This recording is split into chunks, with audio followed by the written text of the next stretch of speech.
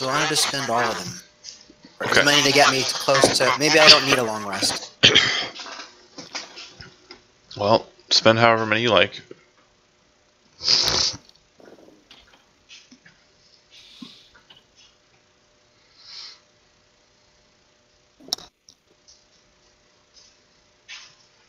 You don't have a con modifier? Oh, I do have a con modifier. Oh, so I should just roll... Never mind. Yeah, there's an option to click it out.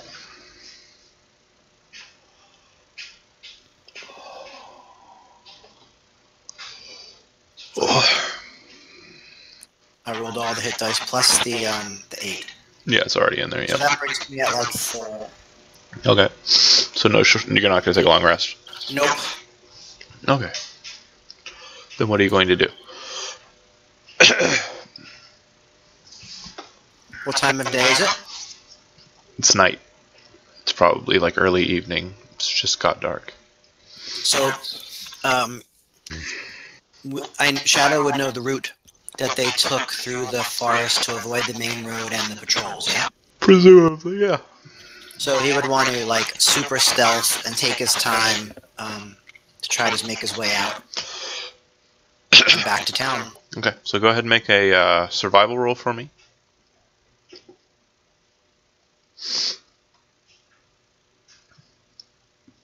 Okay. Alright, so you do make it out, and you do make it kind of out of the mouth of the area, the canyon here.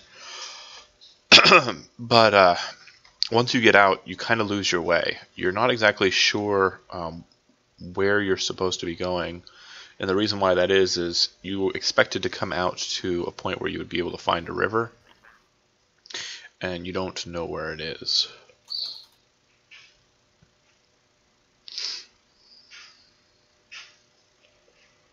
Okay. Is it possible to, like, hide and try to wait until it gets light so that I have a better chance? Yeah, if you want to go ahead and make one more survival check and try and find a safe camping point. I'm assuming that's what you're going to do. And then make 3 D100 rolls if you're taking a long rest to pass the time.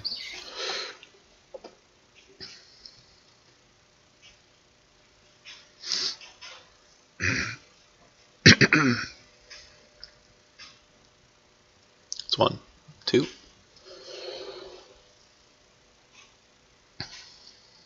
Okay. Daylight comes about all throughout the night. You get some rest, but every so often you snap back awake, eyes wide as you hear sounds kind of out and about.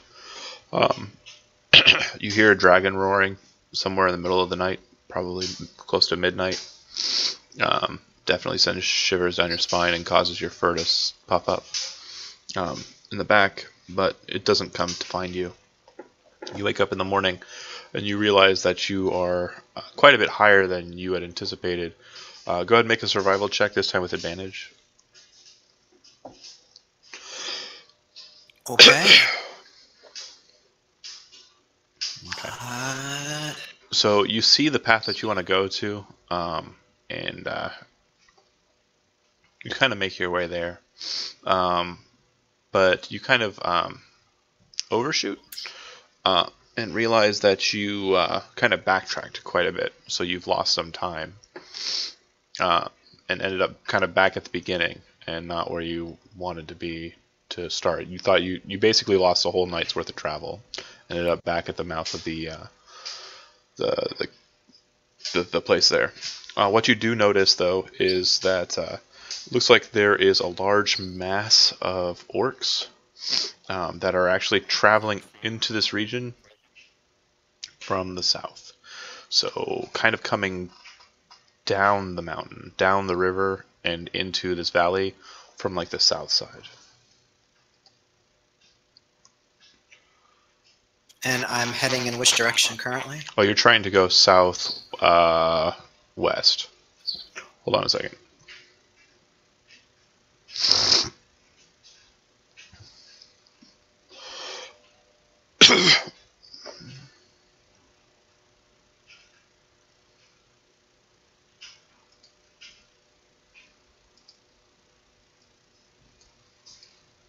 Here we go.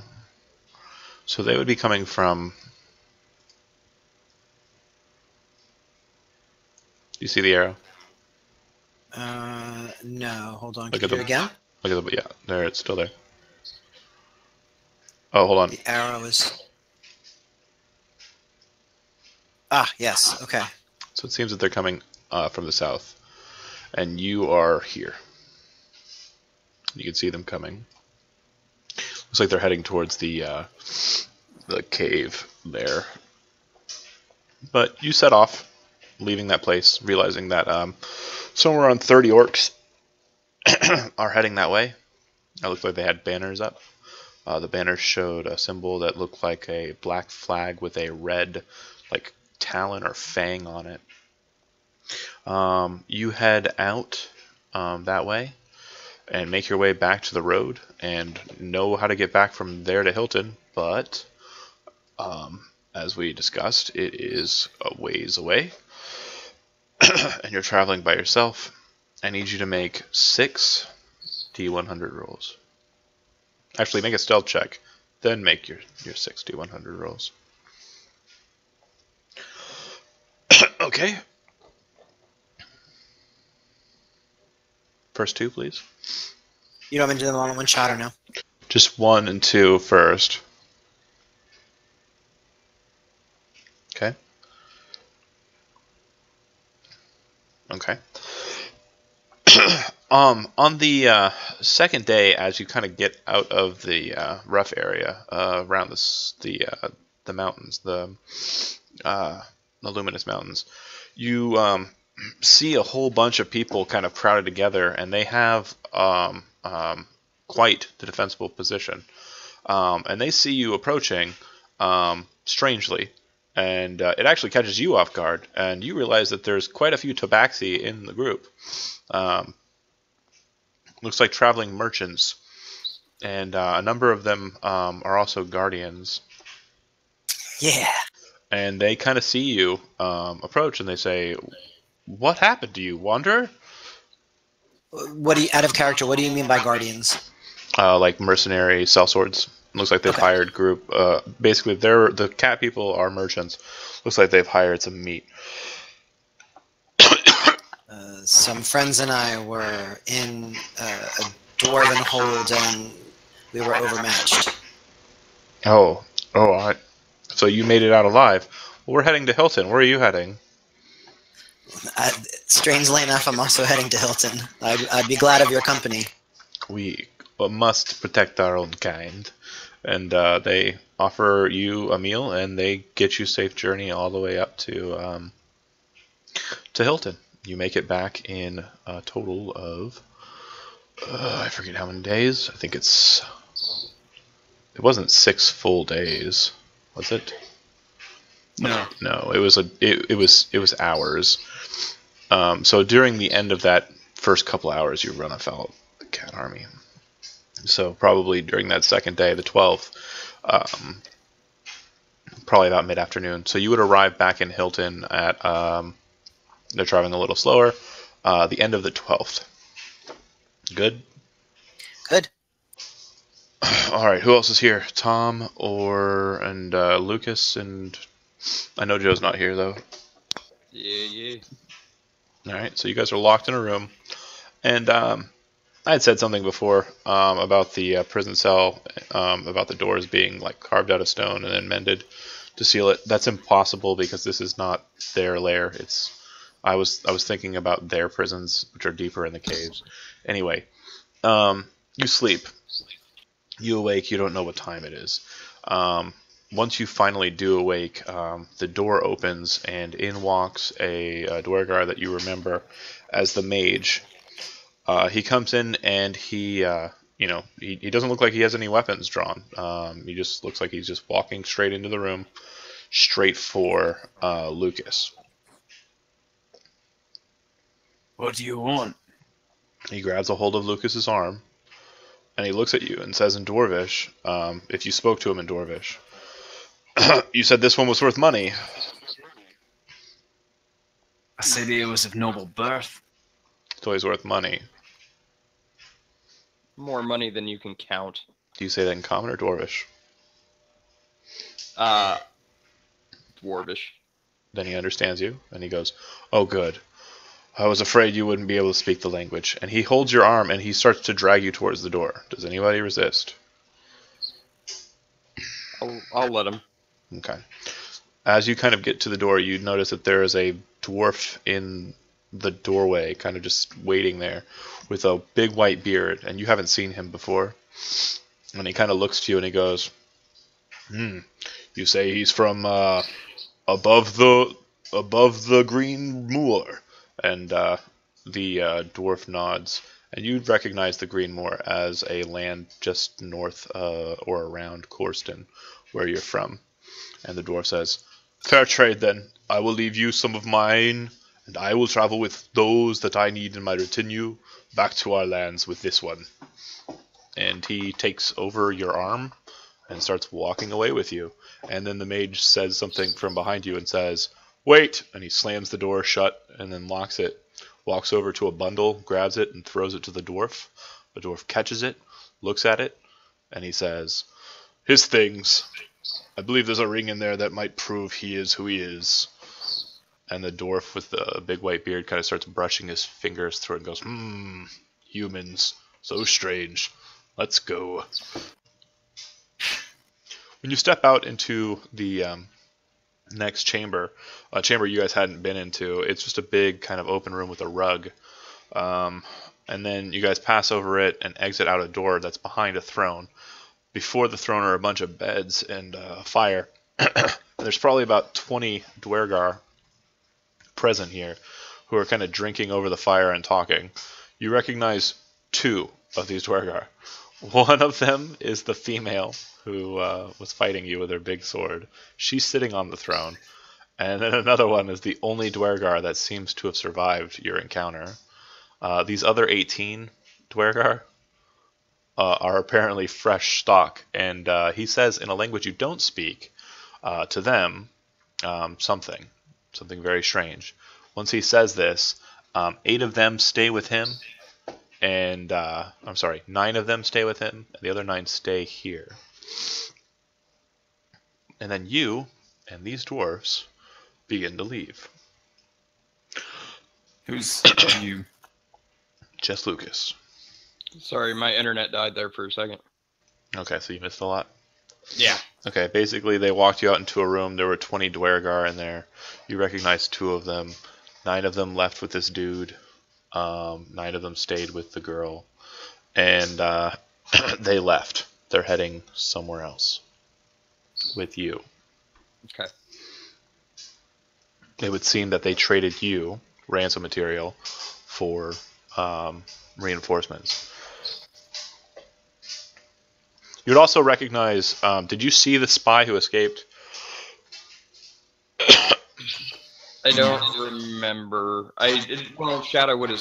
I think Shadow said something to us. You didn't see his face though, so you wouldn't But I recognize did him. see his face now. No, yeah, he's. But out of character note, he's there, and they take you off.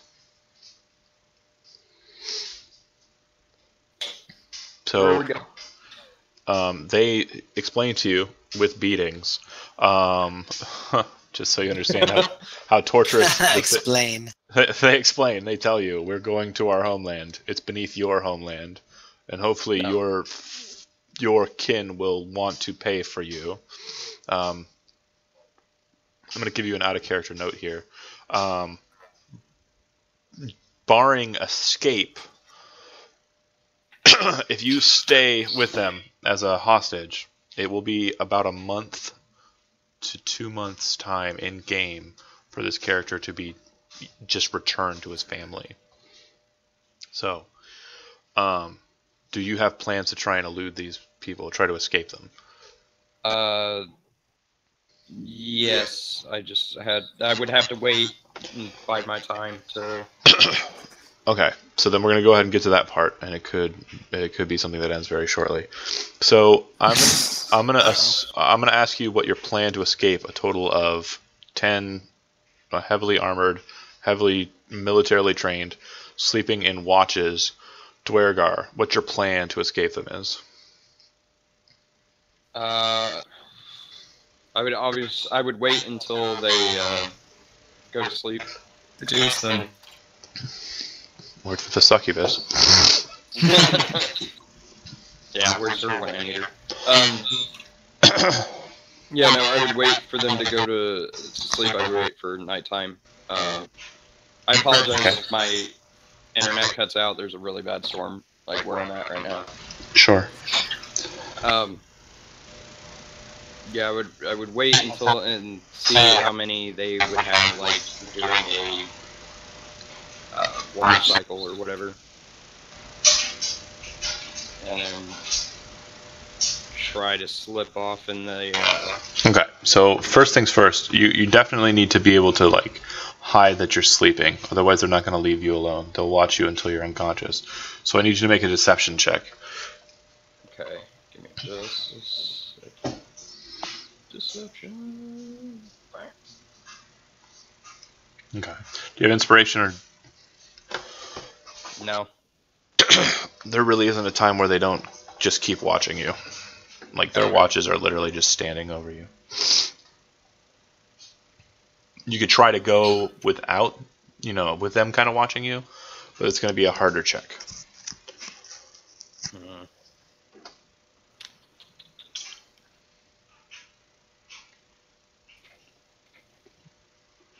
I'll go ahead and try to sneak away with them watching.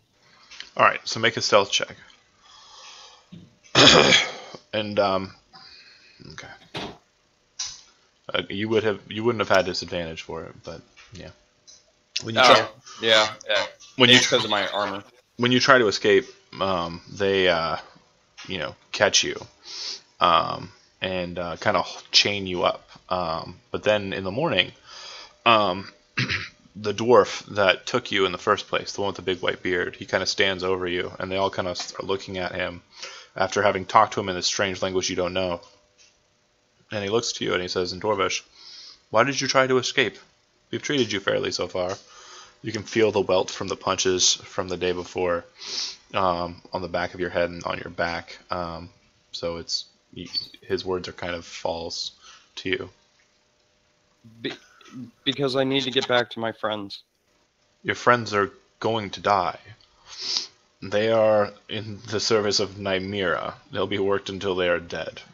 You have a chance at living, but unfortunately, this attempt of yours cannot go unpunished. He kind of looks to the others. I don't want their job to be more difficult, especially if you're going to be a slippery fish. And he kind of says that as he draws out a butcher's cleaver. And he slowly leans over you, places his hand on your knee, and cuts your left leg off. What? Right below the knee. Holy shit. Oh, that's great. The pain causes you to probably fall unconscious. Make a Constitution saving throw. Yeah, you stand there and just grit your teeth and look at him like a champ. Oh! And he just cuts your freaking leg off. And he says, that'll inhibit you from wandering off on your own. As the blood starts to pour onto the ground and you can feel your life slipping out of you, this other dwarf, who is different than the others and you didn't really pay much attention to, kind of wanders over to you, starts saying some words. You hear the name Ukamar spoken a couple of times. He places his hands over your leg and basically causes the wound to kind of bind and seal off. He does the same with the leg, which is a strange thing. And then he puts it in this very weird black bag. So he's trying to save the leg, essentially. It seems that he's got the leg, yeah. Okay. You're not worth as much without your legs, so That's true. He says something to the other one in that language that you don't know. And then they're going to go ahead and continue to haul you off. And I apologize, Chris Edwards, but this character is pretty much forfeit for 2 months' time in game. So I'm going to assume that the story of Lucas Farlow has come to a close for most. I apologize. No, it's fine. Now to be this time. as rough to the other two. This time, use point buy. Yeah. I'll No get you- shit. I'll get you a character sheet. Hold on. Yeah, Andy rolled really well, unfortunately, when he needed to, and that makes me sad. Why, you wanted to kill me? I would have liked to have seen more fun, more action. Can you kill the elf? I'd be happier if you kill you. What elf? We have an elf? Not here. Oh, Aramil? Yeah. Nobody. Why does nobody like Shaft? I like Shaft. I just.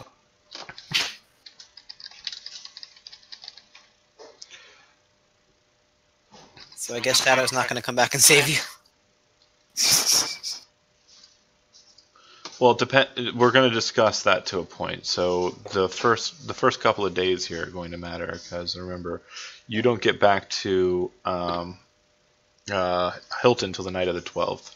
The soonest you could be right back here would be the 13th or 14th.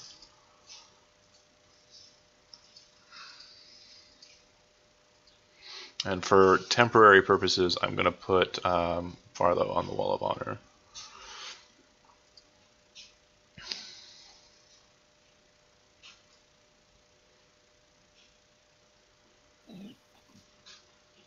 And just a heads up, that guy's grip was pretty beefy.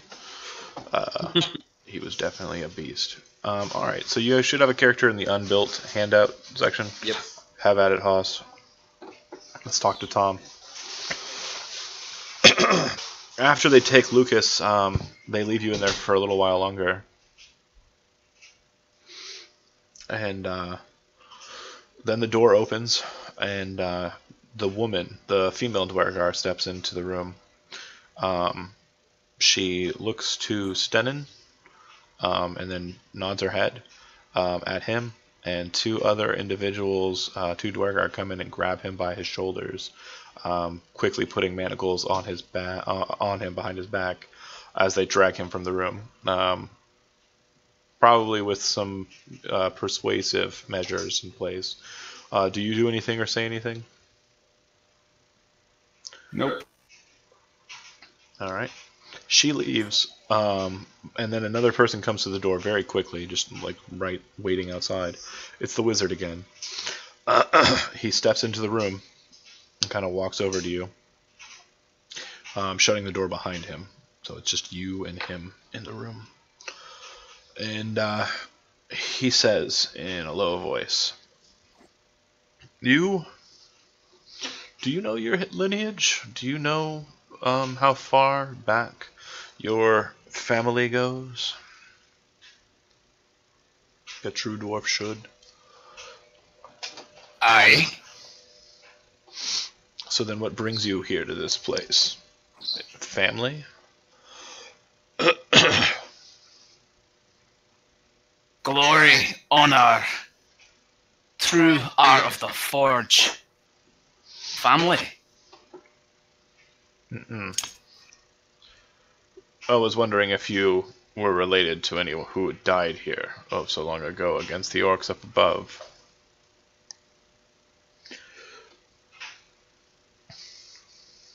I'm mainly here to recover artifacts. I'm kind of a well-known smith.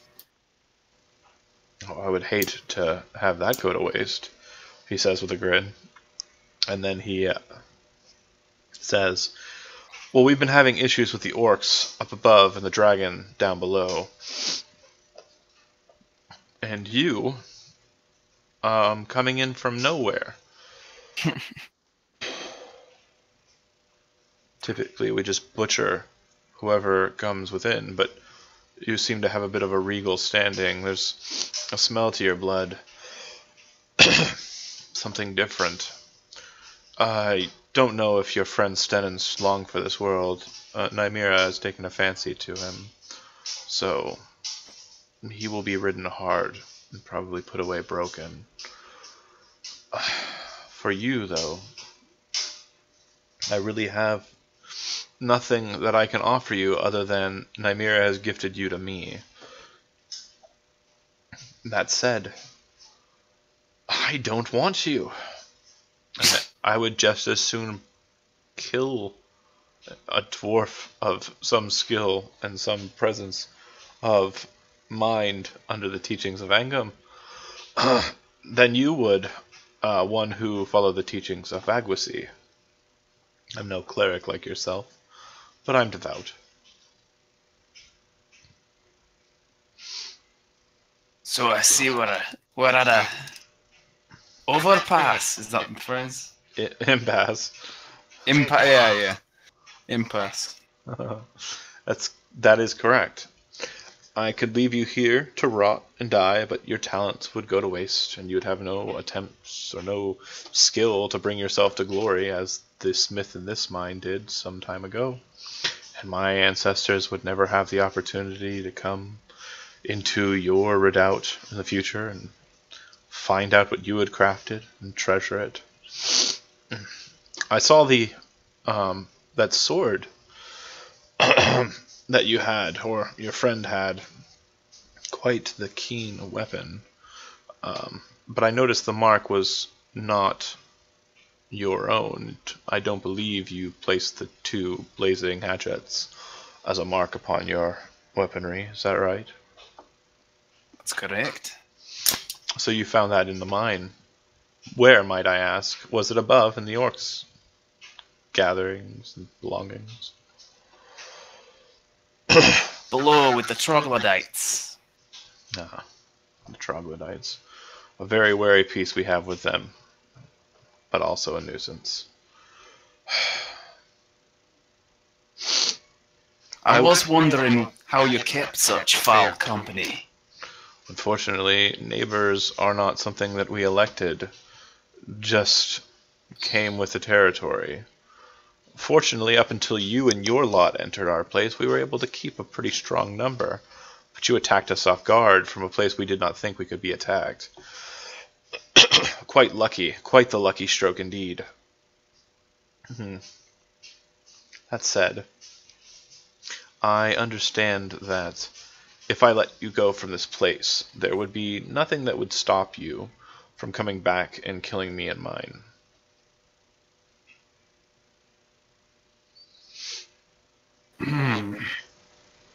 So we are indeed at an impasse, but I will give you a deal that I think you might want to take.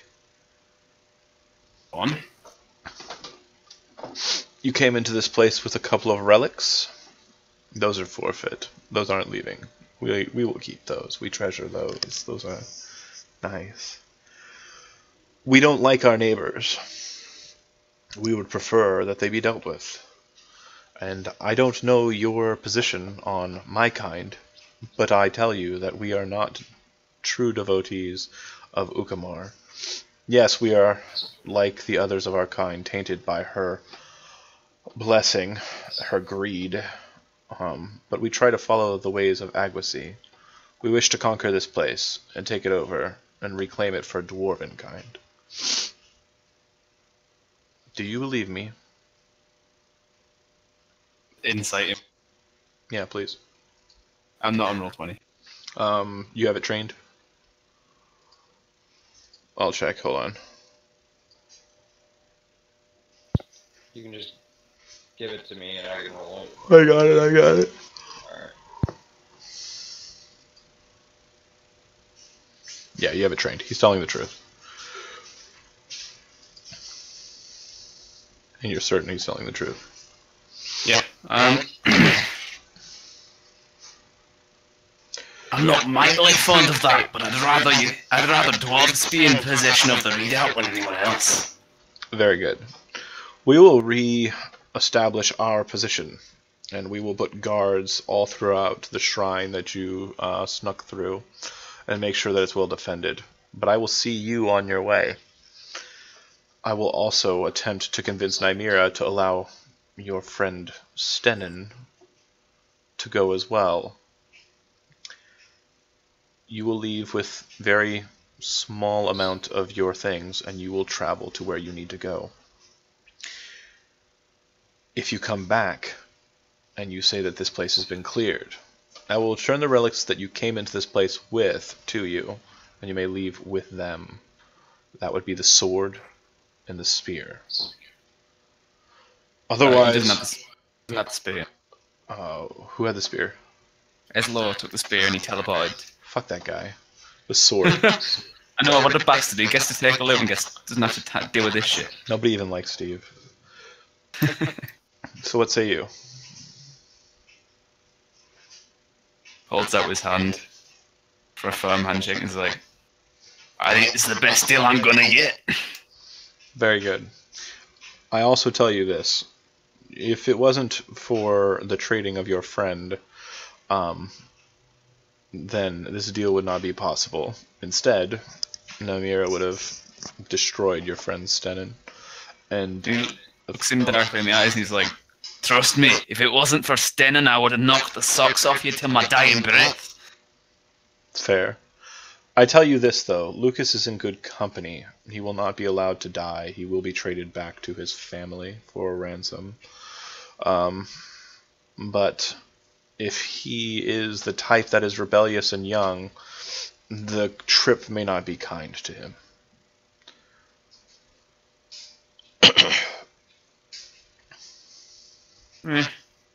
You'll make it. Dwarven hospitality, I'm sure you understand. He's tougher than he looks. Very good. Out of character, he's also one leg less than he looked. But they leave you in there for quite some time. Out of character, Stenin is pretty much just... Yep. Lots of stuff happens to Stenin. Which I'll discuss with Joe at a later time. I believe it would be called Snoo Snoo. And you two are allowed to leave, but you do notice that the forces here, the Dwargar forces here, seem to have grown back to their number, or more. All right. You're given your things. No magic items are left with you. I had none to begin with that were mine. I think just the longsword then. And you guys are sent out. I need you to roll me 6 or a survival check to get out of the forest glade, because you'll be leaving at a later time.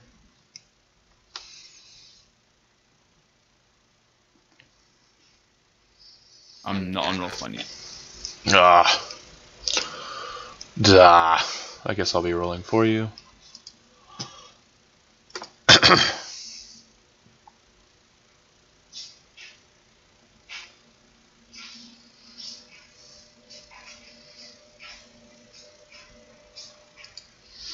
All right. Yeah. You guys don't really find a place that you can be safe, so you continue moving on. So then D100.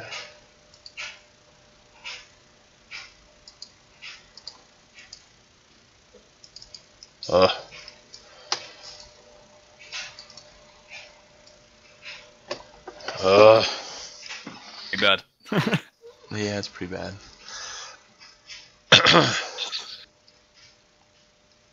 You guys had a long rest though, right? Yeah, in the In the cell, right? Mm-hmm. we are too close. Yeah, I'm gonna have to postpone it there. It's literally going to be, I need a session with just you and Joe. Yeah, okay, that's fine. Alright.